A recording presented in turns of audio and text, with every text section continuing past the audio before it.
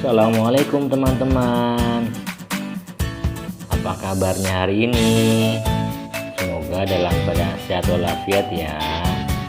Pada hari ini Selasa 10 November 2020 bahasa Indonesia, kita akan belajar tema 4 subtema 3. Bismillahirrahmanirrahim. Selamat belajar ya. Di video ini kita kembali belajar pada tema 4 subtema 3 muatan pelajaran bahasa Indonesia. Pendapat pribadi tentang cerita dalam dongeng. Dongeng adalah cerita yang tidak benar-benar terjadi. Di dalam dongeng terdapat unsur-unsur cerita seperti tokoh, alur atau jalan cerita, dan pesan moral. Sebelum memberi pendapat, kita perlu membaca dongeng dengan cermat.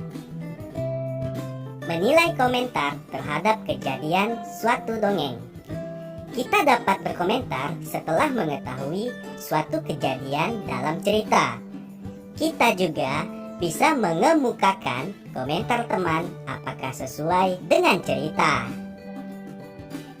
Ayo simaklah dongeng Kelinci dan Kura-kura berikut ini. Di sebuah hutan, ada seekor kelinci yang terkenal mampu berlari sangat cepat. Namun sayang, kemampuannya itu membuat dia menjadi sombong. Pada suatu hari, kura-kura, keong, dan bekicot sedang bercakap-cakap. Tiba-tiba, kelinci datang menghampiri mereka dengan sangat cepat. Debu yang berterbangan membuat 3 hewan tersebut batuk-batuk. "Hai kelinci, bisakah kamu menghargai teman-temanmu?" teriak kura-kura dengan kesal. Mendengar perkataan kura-kura, kelinci berhenti dan berkata, "Mengapa aku harus mendengarkan perkataan dari hewan lamban sepertimu? Pasti kalian iri karena tak mampu berlari secepat aku. Kalian hanya bisa merayap pelan-pelan." Kura-kura tidak terima jika dia dan teman-teman diejek seperti itu. "Jangan sombong kau kelinci. Kalau berani, mari kita lomba lari," tantang kura-kura.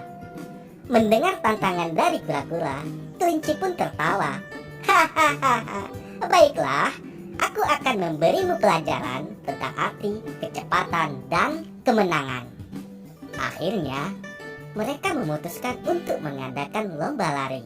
Bekicot dan keong pun ikut mendukung kura-kura. Lomba lari pun dimulai. Kelinci dengan mudah memimpin lomba dan berlari jauh di depan kura-kura yang berjalan lambat. Karena merasa sudah menang, kelinci berniat mengejek kura-kura. Kelinci memutuskan untuk beristirahat sejenak di pohon dekat garis akhir. Dia mengira kalau kura-kura masih sulit menyusulnya. Kura-kura yang pantang menyerah terus berjalan walaupun dengan lambat.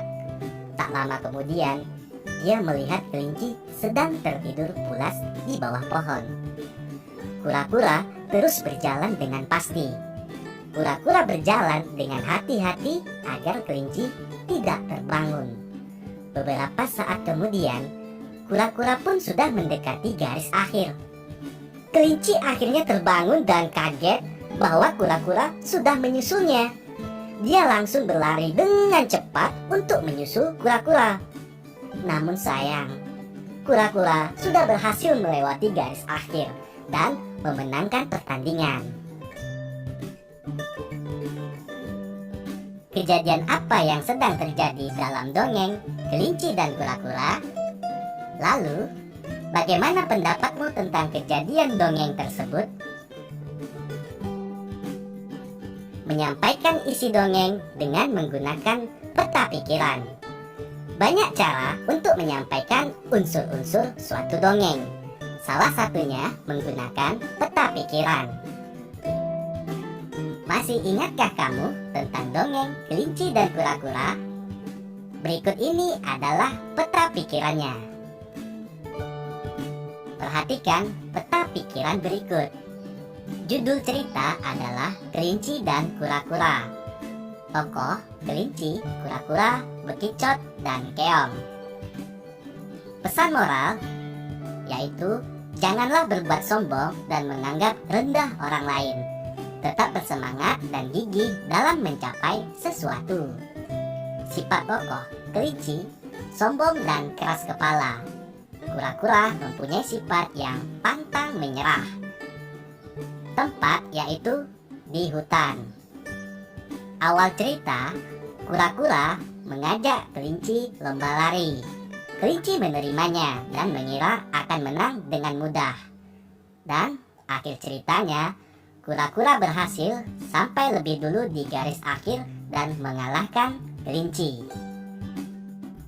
Menentukan pesan moral dalam dongeng. Pesan moral dalam sebuah cerita dapat berbentuk saran, nasihat, pesan, atau anjuran bagi pembaca. Bacalah dan pahami dengan cermat suatu dongeng sebelum menentukan pesan moral. Untuk contoh menentukan pesan moral, kamu bisa mengingat kembali pesan moral dalam dongeng Kelinci dan Kura-kura. Berikut ini adalah contoh pesan moral dari cerita Malin Kundang. Pesan moral yang bisa kita ambil dalam cerita Malin Kundang yaitu kita tidak boleh durhaka pada orang tua. Kita harus selalu menghormati mereka.